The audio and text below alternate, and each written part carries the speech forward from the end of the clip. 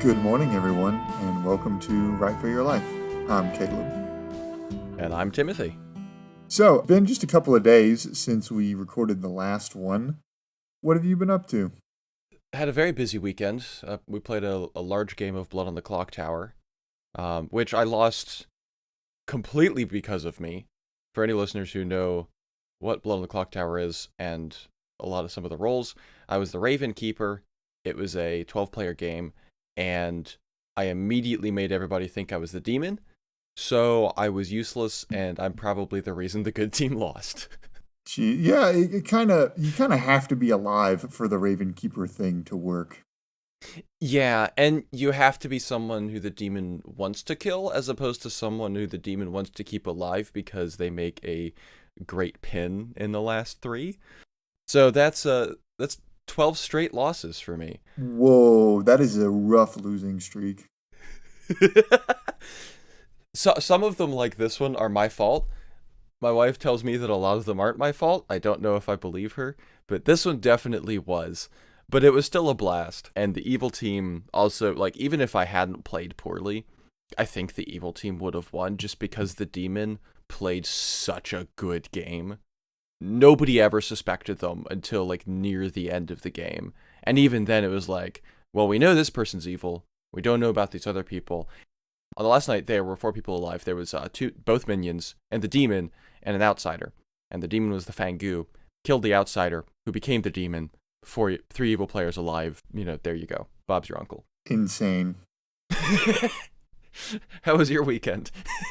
Weekend was good. I spent a large chunk of Sunday night editing, and I mean a large chunk of Sunday night, trying to get a whole bunch of stuff set up for the backlog and for some social media things. But I did spend my Saturday at a theme park, which was really, really nice. Excellent. Yeah, I got to get out of town for a day, and that's good because I don't get out of town very often, usually unless it's for work. Doing non-work things is fun. Are you one for the roller coasters? I absolutely am. You are not so much, are you? I would go so far as to say I detest, despise, and am completely terrified by them. Which is mind-blowing considering how much you like to mountain bike. Yeah, you'd think it would be related, but I can't do roller coasters. I did one roller coaster, and it was probably one of my least favorite experiences ever. It's the heights thing, isn't it? It's the heights and the movement and the lack of control. Hmm. Because like the one I went on, shoot, where was it? Somewhere in Ohio, Carowinds. It was at Carowinds, and if anybody's been to Carowinds, it's the roller coaster that's in the huge warehouse, so it's almost pitch black in there. So the heights ostensibly shouldn't be an issue because I didn't know that I was high up most of the time. I thought I'm probably high up, but it's not the same if you can't see it. But still, just the way a roller coaster moves, I don't like it.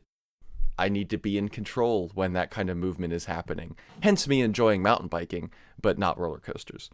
That makes sense. Well, for you, that is a nightmare. For me, it is a dream. And speaking of dreams, that is what we're going to be getting into this week. Bravo, good sir, bravo. I was going to bring it back around somehow. You ready to dive in? Yeah, I'm excited about this one. This one is My Dreams Are Not For Me.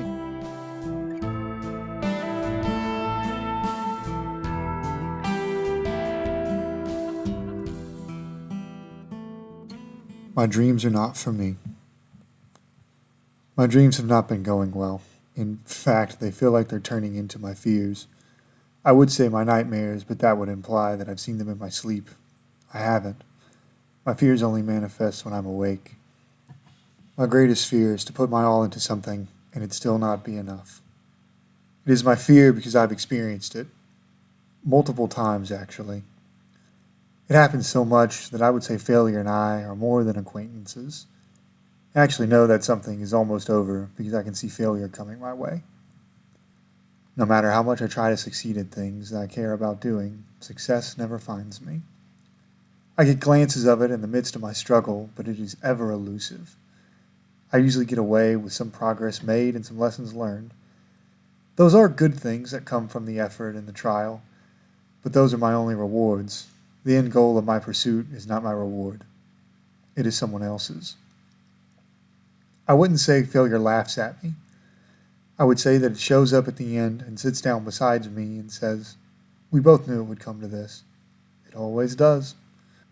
In the past, I've tried to keep up the good habits and lessons from my pursuits. Those don't come without a cost, though. It usually means continue to work through the pain of failure. Right now, it hurts really bad. It actually is having such an impact on me that I don't even really want to write. I have so many ideas, but they all feel in vain. It is an effort to type into my keyboard when it usually isn't. I would say that it's like shouting into a void or a wall, but those can't hear. Feels like I'm being ignored, and that is much worse.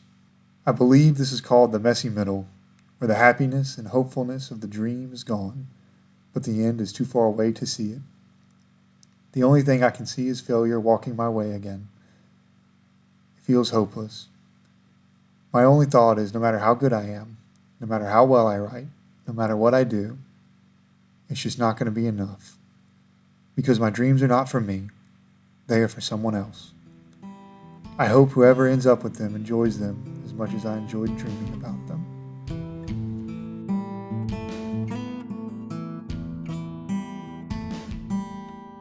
So, what did you think? This one it's much more of a downer than I think pretty much anything else we've listened to. Reading it and hearing you read it, both of those in I think slightly different ways, gave me the feeling that it was just kind of you talking. It's not even like the emotional train of thought that some of your poems have, where it's free form, you're weaving in metaphors and stuff like that.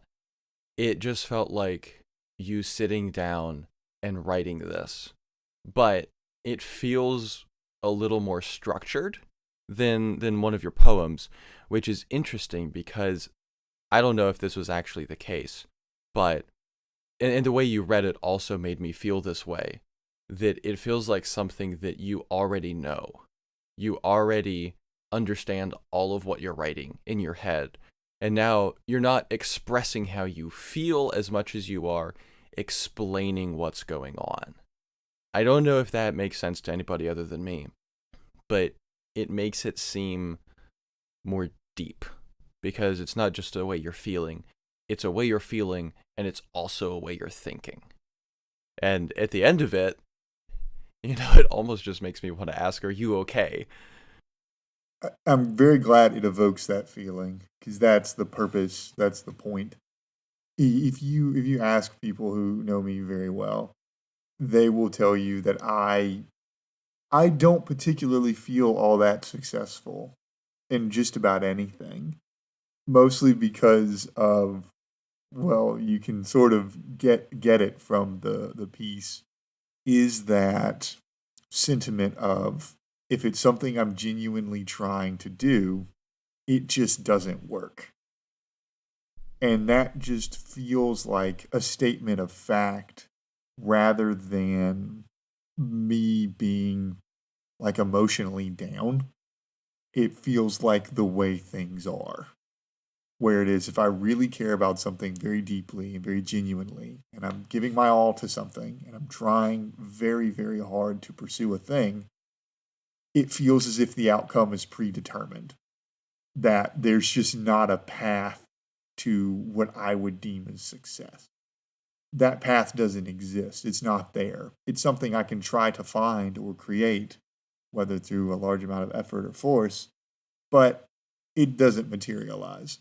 Not to say that there aren't other things that I do that are successful or that there are things that I'm good at, but they're not the things that I genuinely want to be good at. Yeah. I think the middle section where you talk about failure not laughing at you but coming and sitting next to you and saying, "We always knew it would come to this." That really gets that point across where you're not in an emotional state there. It's like, "Oh, it's done. You've failed. You're sitting down." It's like, "Yeah, of course this would happen. why did you even try?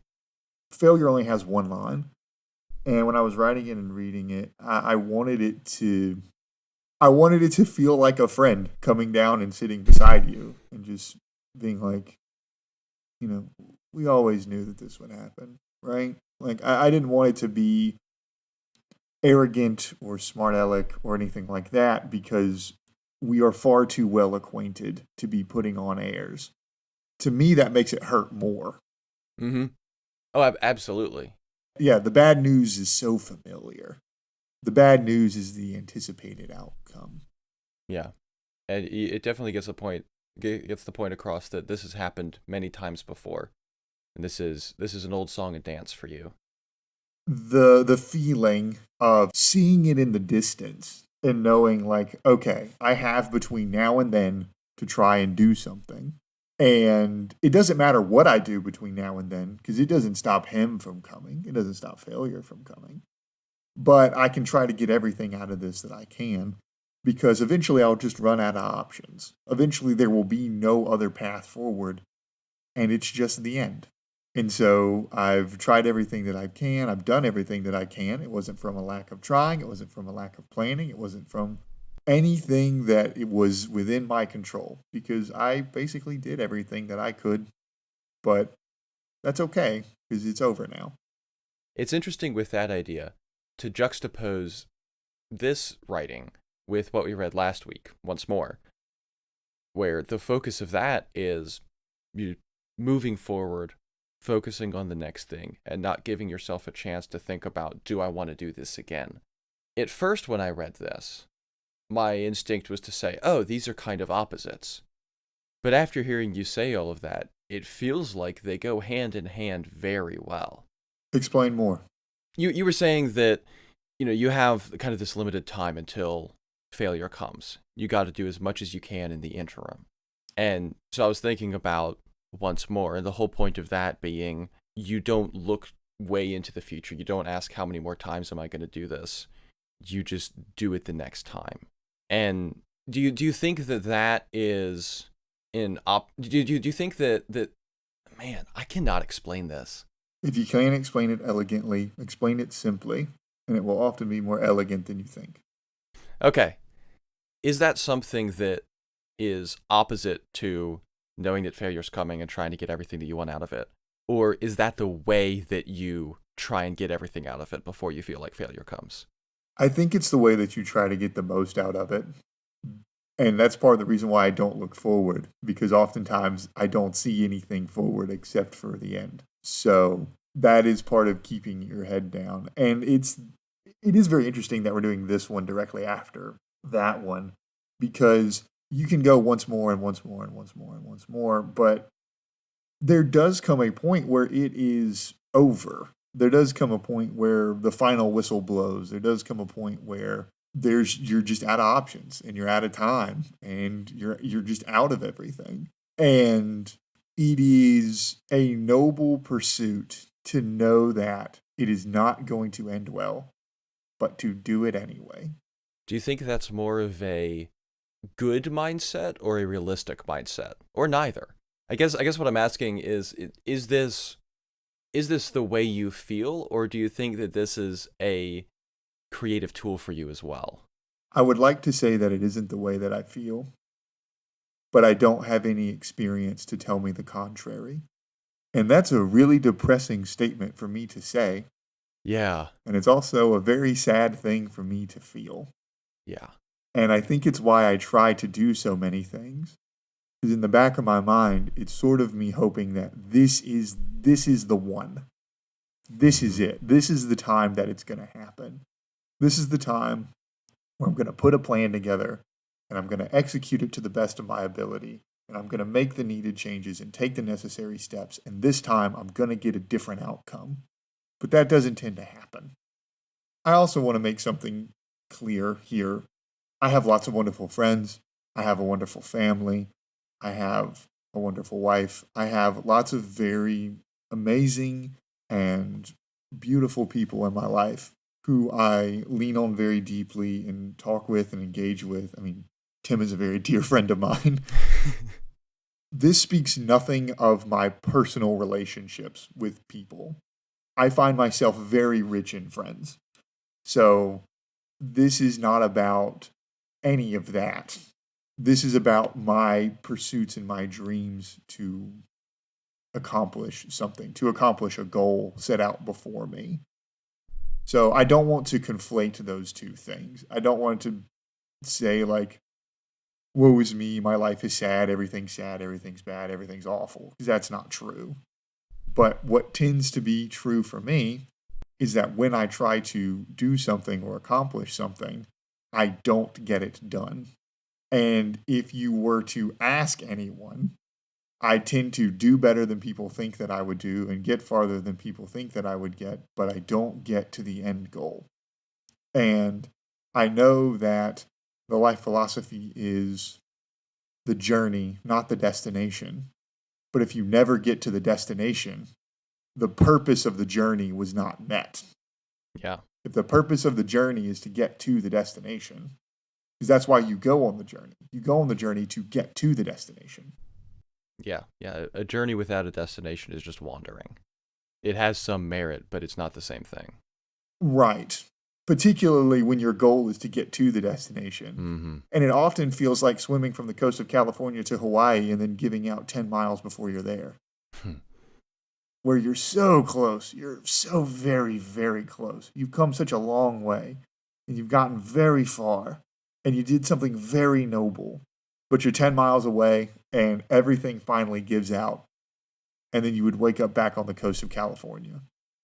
I think the obvious question from that is, why do you keep trying? And that's not a try, oh, you should just give up. But what is your continued motivation, even though you always have this essentially inevitable sense of failure? Two things. Number one, to stop trying would be to give up. And I am nothing if not absolutely dogged in my pursuits. Yeah. And that's when you stop living and you resign yourself to just existing.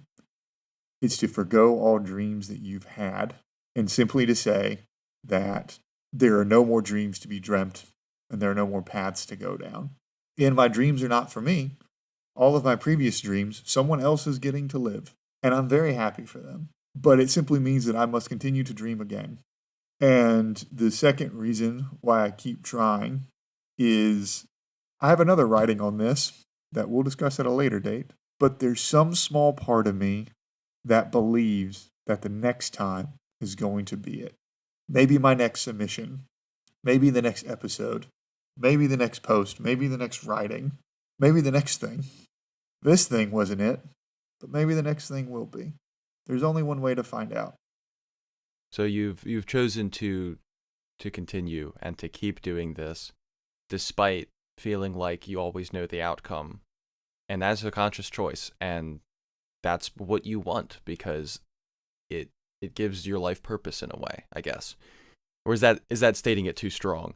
I think life has many purposes, and to boil most things down into one purpose would be foolishness. And even if you are to boil everything down into there is one single sole purpose in life, that can look a million different ways. Mm-hmm. So to give up would be to devoid my life of meaning. One thing that's very interesting is Jimmy Valvano, who was the coach of the 1985 NC State Wolfpack. It's 85 or 86. The NC State Wolfpack that won the championship. He was diagnosed with cancer at some point, hence the Jimmy V Foundation. If you're a sports person, you probably know lots of this. But he gives a speech that one of the key lines in it is, if you laugh, you think, and you cry, that's a heck of a day. And the way that he says cry is to have your emotions moved to tears. That could be in a good way or a bad way, but to laugh, think, and cry is to fully live the spectrum of being. And to rob oneself of anything that can make one cry, such as trying really hard at something and failing, is partially to devoid yourself of the human experience. Yeah. And on a very similar note, to not even try to create at all, regardless of how it makes you feel. I mean, creation is one of the key things that essentially sets us apart from everything else on the earth. We have the ability to create. It's part of what makes us human.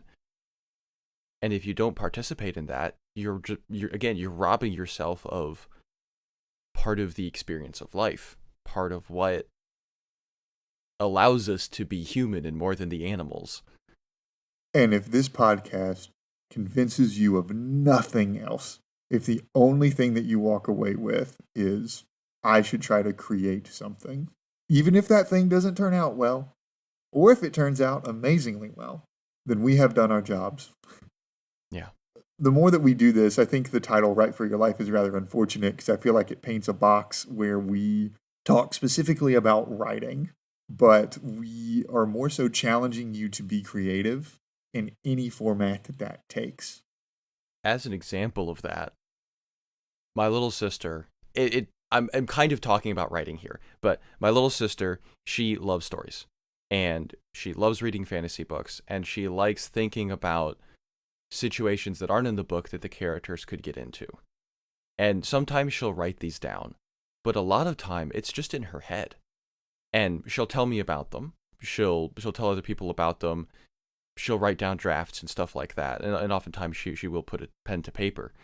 But even if it's just in her head, and even if it's for nobody else, that is still creating something. And that is still really beautiful. Agreed. We did talk about it last week or 2 weeks ago. It gets really confusing when you record one of these on a Friday and one of these on a Monday, and you publish one on a Wednesday, and you recorded the one the Monday before that. So if I say the previous episode or 2 previous episodes, and you're like, that was 3 weeks ago, I don't remember. Yeah, it's all a blur. Yeah, it's a blur. We did talk about that, of the, you don't have to create something for a purpose of anything other than you simply wish to create something and have it. I think that's a really beautiful example of that, of even if you're just creating this thing in your mind, still creation of some sort. Yeah. And I guess to put a little bit of hope, I guess we've already put some hope into it, but to really lean into that message, despite the feelings and the sense that you have, and likely a lot of other people have, about kind of this inevitable sense of failure that's coming at the end of any creative endeavor. Creating something, even if it may not be the destination you had in mind, it is still a worthy result of what you're doing. And it's not meaningless. I agree. It may not be the meaning that you wanted. It may not be the lesson that you wanted to learn, but it is something. And to not learn from it, and to just throw it away and count it as 100% loss, that is failure. Shall we turn our eyes and our mind to something a little bit happier? Yeah. Good. We better do that now because I'm about to talk about something sad when what's inspiring me this week. So, don't worry, I'll juxtapose it with another amusing book I'm reading. So, we're gonna give the readers thinking, crying, and laughing. It's gonna be the whole experience of the day right here. Is someone reading the transcript? You said we're going to give the reader something to think and laugh and cry about, so... I mean, we could do a transcript. Spotify does have the automatic subtitles, and they're accurate 70% of the time. I mean, hey, if you're reading this podcast and not listening to this podcast, kudos. Good for you. It's the people who don't have any access to technology, and they get a friend print out the transcript and mail it to them via the post office. If you're printing out a transcript of this podcast, please send us a copy. That would be lovely. I will frame it on my wall, as long as they sign it. As you say, as long as they sign it? Yeah, because then it just looks like I have a super big ego, which I don't want people to think. I mean, obviously I do, but I don't want to showcase that. We're 2 guys creating a podcast. We have to have at least somewhat of an ego. So, what have you been working on? Oh, goodness. Okay. So last episode, I think, and again, blurs together, but I think last episode we were talking about writing dialogue and how I was struggling with this one particular scene. And Caleb gave some very good advice. And as a little bit of a backhanded compliment, I didn't do what you said, but it really helped. I was thinking about, okay, who am I kind of modeling this character after in my head? Because my problem was the female character. Because the male character, I've written parts for him before, and I kind of know what he's coming into this conversation thinking. But I hadn't fully figured out how she was acting at the beginning. And I reread through it, and tried to read it from the perspective of just someone who was picking up the book. And I found that I did not like her.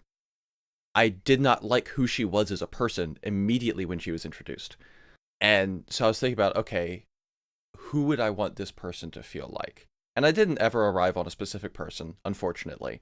But it did give me an idea of, oh, this is how these couple people might react in this scenario. Because she ends up being a lot closer to my dance instructor than anybody else, funnily enough. So I tried to write her in a way that she felt like how my dance instructor might feel in a similar scenario. Because she's a waitress, and this customer, and from her perspective, she's a waitress, and this customer is like, oh, you look, you look beautiful, blah, blah, blah, whatever. And she's like trying to get the tip. So he's like, oh, thank you.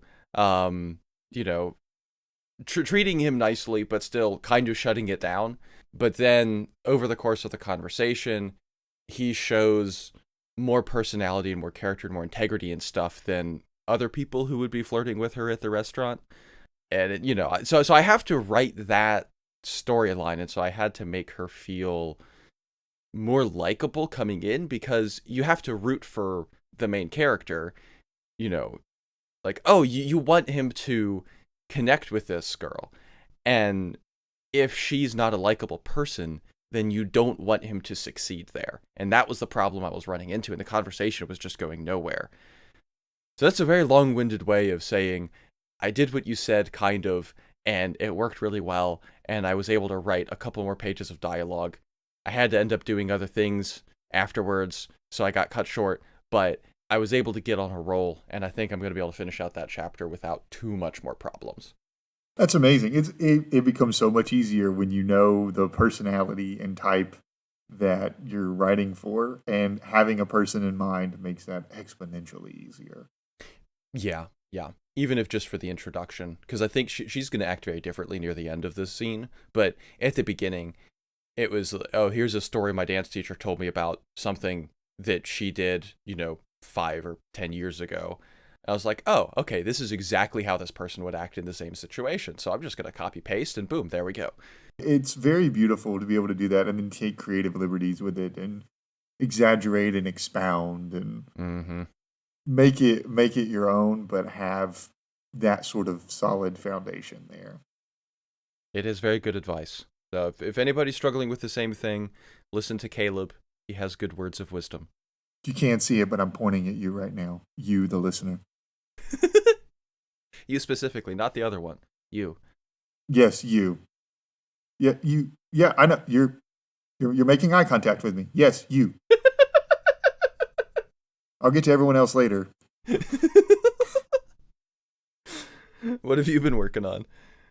I said a little bit up at the top, but some social media adjacent things for the podcast.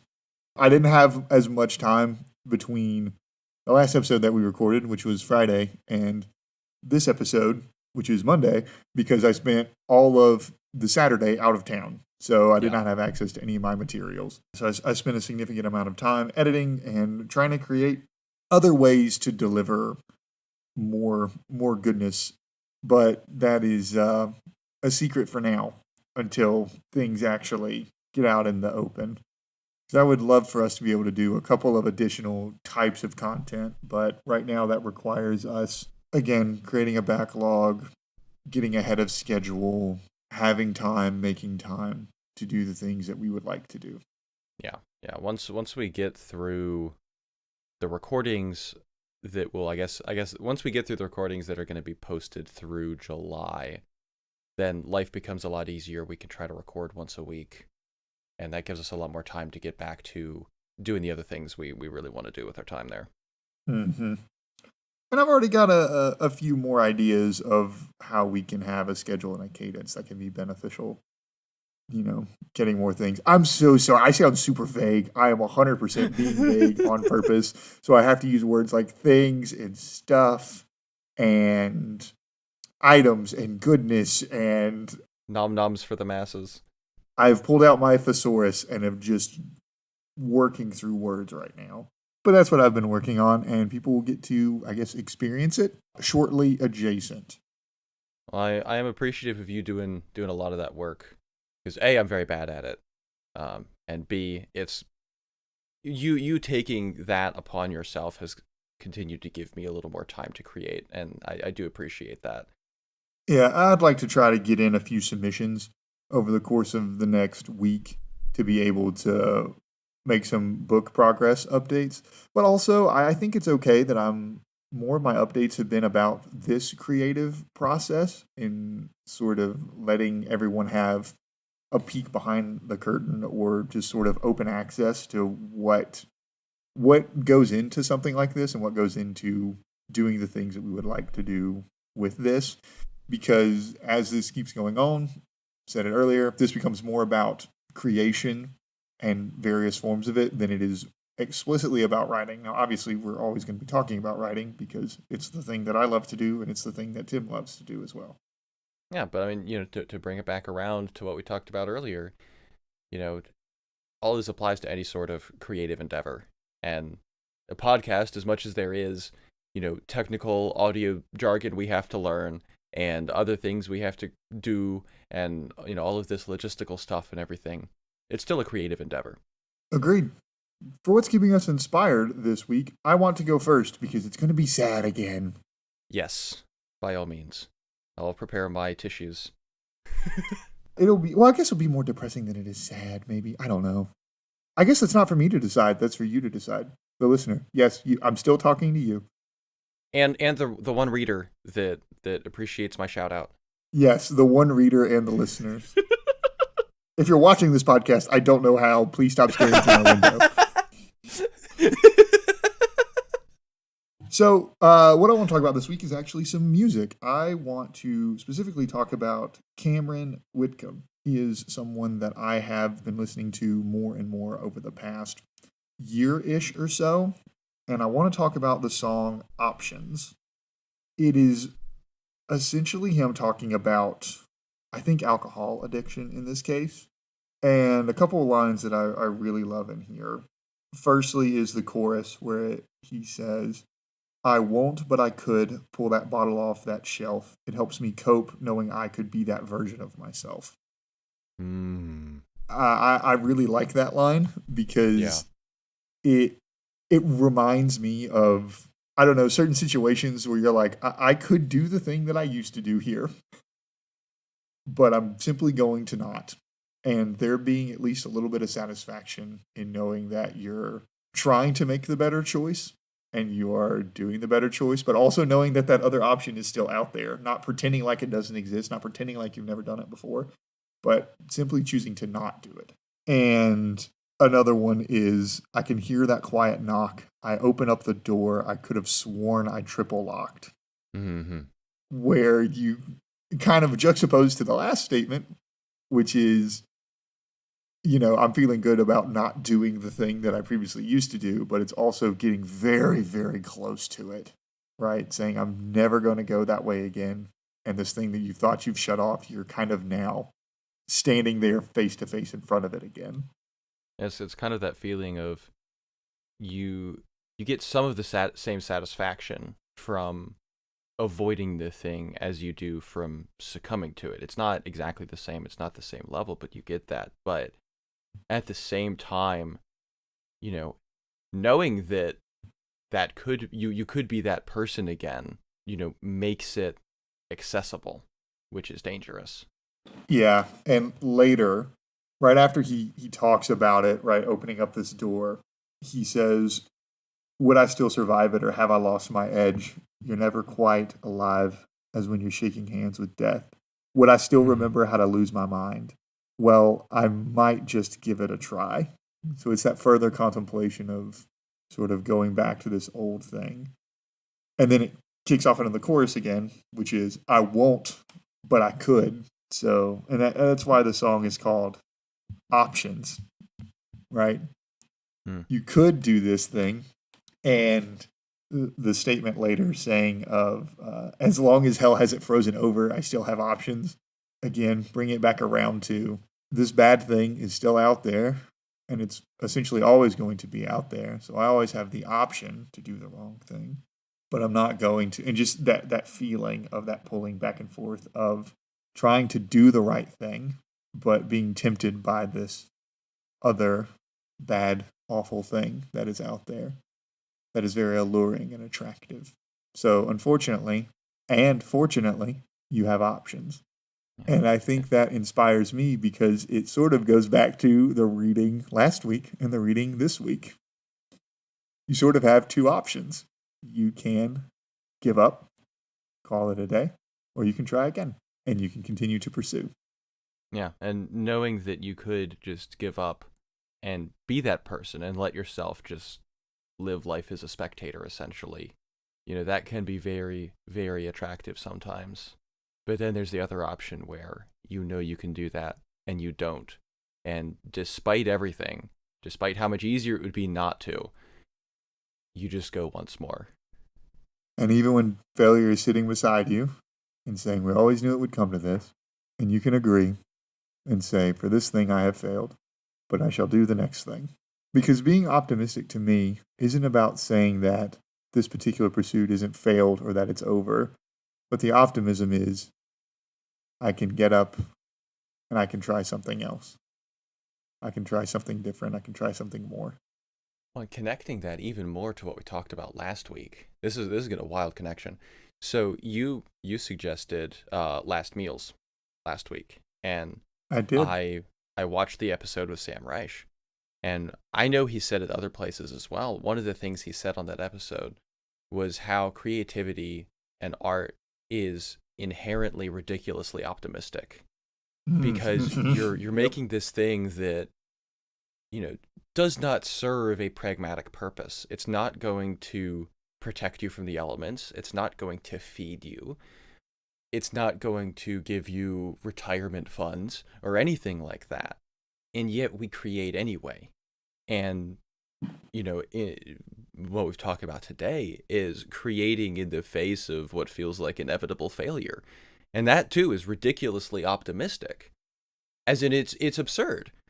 Why would we do that? It doesn't make logical sense, and yet we keep doing it because it's part of what makes life actually worth living. To feel like you can spit in the faces of the gods of the earth brings this sort of beauty and hope and ridiculousness to the human existence. Yeah. We don't do previews anymore because it takes way too much time for me to do that as well as edit and everything else. But if we did, this episode would have some absolute bangers. Chocked full. Well, and I've been saving some audio clips for various purposes, so you might hear these again. We'll see. Yes, speaking of absurd ridiculousness, and that's the only thing that's going to tie it in. I have been reading a Terry Pratchett book recently. It is Guards. I want to say it's the first book in the City Watch series. It might be the second one. My Terry Pratchett chronology is not as accurate as it could be. Guards is I actually don't know what it's about yet because I don't read the backs of books normally. If I know I want to read them, I'm just going to go in blind. So I don't know exactly what it's about. I know that it's going to have presumably a dragon in it of some kind, and I know that it's going to deal with City Watch, which is essentially the worst police force you could ever imagine in the city of Ankh-Morpork. Is it because they're evil, or is it because they're bad in the sense that they're bad people, or is it the sense that they're bad because they're just like really bad at their jobs? There is a mix, as far as I can tell. There's also there's some good apples in there, but The character who's been showcased so far in the book, the only thing he has done is lie drunk in a gutter, and a lot of stuff has happened. So that's the picture of the police force currently. But there is a fresh young recruit who may change that. We'll see. Anyway, not to give too many spoilers, but the reason I really wanted to talk about this one, partially to end on a hopefully amusing note. This book doesn't have chapters, so it just kind of flows, and it's jumping between characters a lot. One of the characters it jumps between at the very beginning, so this isn't really much of a spoiler, is there's this fellow who is he's carrying this parcel, and it's raining and it's dark, and he's in like a kind of a slightly seedy part of the city, and he goes up to this door, and he knocks, and the little eye shutter slides open, and the guy asks for the passcode, and so they start trading passcodes back and forth. And then at one point they get stuck on this one particular word, and the guy who's outside thought he said it one way, the guys who's inside thought he said the other way. And then they realize that they've gone through about 8 passcodes, but this 9th passcode, he said a different word than the guy inside wanted him to, meaning he should be at the secret society that's about 2 doors down and not this one. It's the wrong secret society. So then the guy goes down to the next one, proceeds to say all the passcodes again in a very hurried manner. And all of this is purely dialogue. Like, there's a couple descriptions here and there, but you get so much from just the way the dialogue is written. And so he gets into the secret society, and it's just I won't spoil that part because that does get into plot stuff, but just the absolute absurdity of the world that Terry Pratchett has built, combined with the fact that in the story, I 100% accept that all of this is actually happening. It's truly magnificent. It is something that I really want to aspire to. I don't know if I ever want to go that ridiculous, but something that I love about Terry Pratchett's writing and P.G. Woodhouse's writing that I also want to emulate is the way that they highlight the absurdity of life in such a way that you laugh at what the characters are doing, but then it leaves you thinking, oh, life is kind of silly. I've done similar things before. Not exactly in the same way, but it allows me to look at a lot of things in life in a very different light, typically an amusing light, which allows me to laugh at them, which allows me to deal with them, essentially. You mentioned last week about how horror and comedy are very close cousins. And I think this is another way in which they are, because with horror, you can correct me if I'm wrong, but with horror, a lot of the point is you're showing, the terrible possibilities that could be. And then with comedy, you're essentially laughing at those terrible possibilities. It's just very interesting, and it's fascinating, and I really want my writing to exude similar feelings and thoughts in people, because I think it's just such a delightful way to see the world. I think that's very beautiful. Yeah, horror and comedy both play in that realm of absurdism, right? Yeah. Where it's like the ridiculousness, right? We talked about that. It is hopefully optimistic and ridiculously absurd, and these other things where you can sort of put both them together. Even in horror, right? Like, to think that you would survive such a thing is ridiculously optimistic. Yeah. And both of them, interestingly enough, generally end in hope. Usually, yes. Yeah. Well, I think it's good to end on a hopeful note. Plug stuff part of the pod. With the usually yes. It's always good to have that caveat. Yeah, usually, not always. Yeah. If you wish to get in contact with us, ctwriteforyourlife@gmail.com. As always, subscribe to my Substack, cparkgreen.substack.com, to get a sneak peek of all the stuff that is coming in the future on this podcast. Most likely, we probably won't get to everything that I've ever written. Then, what else? Socials. We have socials by this point. Definitely, absolutely, 100%. I was actually actively working on them. Hopefully, it should be soon that you will see them in the wild. Or, well, actually, by the time this episode comes out, you will have already have seen them in the wild, so it should date this a little bit. As always, leave comments and reviews and likes and shares and subscribes and all of the other various forms of engagement. It goes a long way. Yep. And looking at the calendar, I think that the weekend after this airs is 4th of July weekend. So if you're in the U.S., have a great time. Don't blow off any fingers, or at least not too many. Don't light anything on fire. Oh, please don't light anything on fire. They get really mad. And by they, I mean literally everyone. Don't ruin the night for everybody. Don't set things on fire. Blow things up like a true American. With Tannerite and a 45. Oh, man. Oh, we both know people who've done that. Oh, goodness. and with that, keep writing, keep listening, keep being inspired.